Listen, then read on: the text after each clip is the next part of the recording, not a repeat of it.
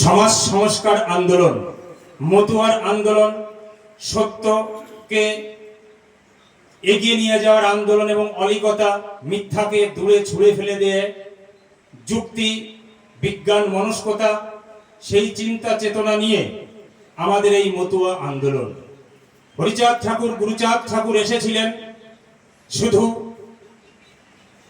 হরিবোল বলে, ডঙ্কা বাজিয়ে, শিঙা বাজিয়ে শুধু গুণগান করবার জন্য নহে। ঠাকুর তাই বলেছেন, শুধু গুণগান নহে ধর্মের সার, তৎপ্রীতি কাম হেতু কর্ম করো তার। পতিত পাবন পদে যদি থাকে ভক্তি, প্রাণ দিয়ে করো সবে পতিতের মুক্তি। পতিদের মুক্তি দিতে যেই শক্তি প্রয়োজন, সেই পথে পিতা সব করেছে গঠন। গুরুচাঁদ ঠাকুর বলে গেছেন যে পতিদের মুক্তি দিতে যা যা প্রয়োজন সমস্ত কিছু দিয়েছেন বাবা হরিচাঁদ ঠাকুর। এবং হরিচাঁদ ঠাকুরের যে কাজ, সেই কাজের পূর্ণতা দিয়েছেন আমার যুগবতার মুক্তিবারিধি শ্রী শ্রী গুরুচাঁদ ঠাকুর। তাই মতুয়া আন্দোলনকে আমাদের এগিয়ে নিয়ে যাওয়ার জন্য আমাদের সকলকে আরো সংস্কারী, যুক্তিবাদী, বিজ্ঞান মনস্ক মন নিয়ে এগিয়ে যেতে হবে।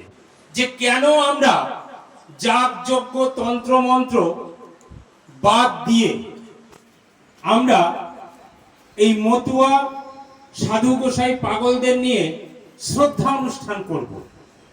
গুরুচাঁদ ঠাকুর বলে গেছেন, শ্রী শ্রী হরি গুরুচাঁদ চরিত্র সুধার পাতায়,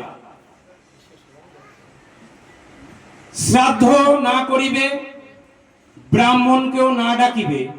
ভালো করে বুঝবেন, আমরা যদি হরিচাঁদ, গুরুচাঁদ ঠাকুরের আদর্শ চিন্তনে মননে ধারণ করি, আমরা যদি তাদের নির্দেশিত পথকে আমাদের একমাত্র পথেও মনে করি, তবে আমার গুরুচাঁদ ঠাকুর যে কথা মতুয়া ভক্তবৃন্দদের মধ্যে বলে গেছেন, সেই কথা কি করে আমরা অমান্য করি বা লঙ্ঘন করি, আমি সাধু গোসাই পাগলদের কাছে এইটুকু বিনম্র নিবেদন রাখবো যে আপনারা বিবেচনা করবেন।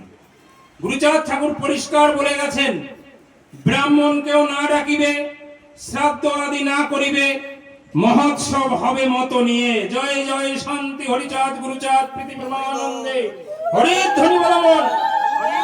এখানে শুধু শ্রদ্ধানুষ্ঠান নয়, এখানে পিতা গুরুচাঁদ ঠাকুরের আদর্শে এখানে এক মহোৎসব হচ্ছে।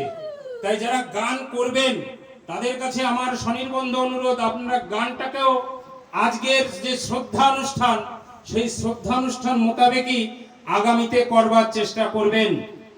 কারণ অশ্বিনীকর্তা নিজেই লিখে গেছেন, এবার গিয়ে শুনলাম মতুয়া পাড়া, গিয়ে দেখলাম মতুয়া পাড়া, যত মতুয়া মাতাল হয়ে বেহাল, কার্য বেদ বিধি ছাড়া। তাহলে এই বেদ বিধি কি?